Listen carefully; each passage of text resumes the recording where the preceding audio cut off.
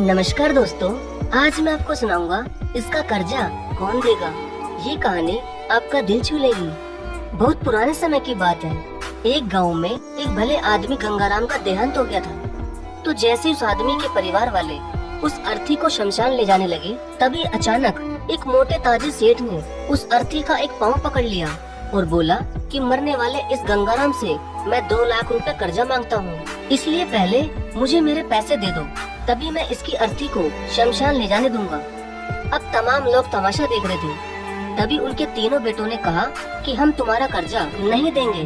पिताजी का कर्जा पिताजी जाने, और वैसे भी अब वो तो इस दुनिया में ही नहीं है। अगर तुम्हें इनकी अर्थी ले जानी है तो ले जाओ।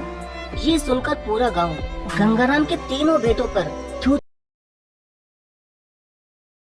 उस कर्जे को देने से पीछे हट गए। तभी गंगाराम के भाइयों ने भी कह दिया कि जब बेटे कर्जा नहीं दे सकते तो हम क्यों किसी का कर्जा भरें। अब गंगाराम की अर्थी को वहाँ रुके हुए बहुत देर हो गई थी। तभी ये बात गंगाराम की इकलौती बेटी तक पहुँच गई, तो वो भागी भागी अपने पिताजी की अर्थी तक पहुँची। तभी उसने देखा कि उसके पिता की अर्थी का एक पाँव किसी बड़े सेठ ने पकड़ रखा था।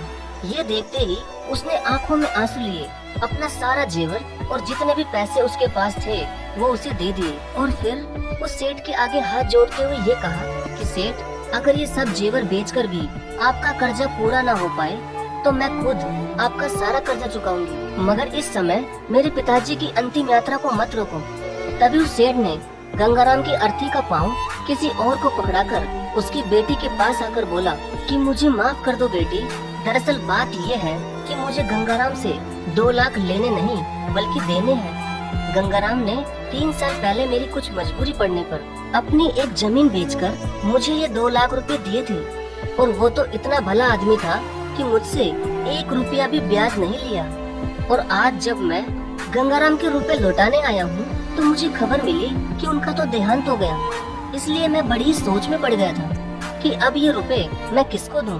इसलिए मैंने ये खेल खेला ताकि गंगाराम जी के ये 2 लाख रुपए घर के एक ऐसे सदस्य के पास जाए जो वाकई में उनको प्यार और उनकी इज्जत करता हो। और बेटी, आज तुमने ये साबित कर दिया कि अपने माँ बाप को एक बेटे से बहुत ज्यादा एक बेटी ही प्यार करती है।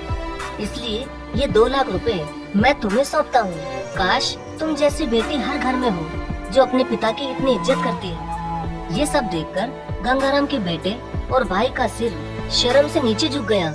वाकई में दोस्तों, ये बात तो एकदम सच है कि एक माता पिता को बेटे से ज्यादा बेटी ही प्यार और उनकी इज्जत करती है। इसलिए दोस्तों, बेटी पढ़ाओ और बेटी बचाओ। धन्यवाद।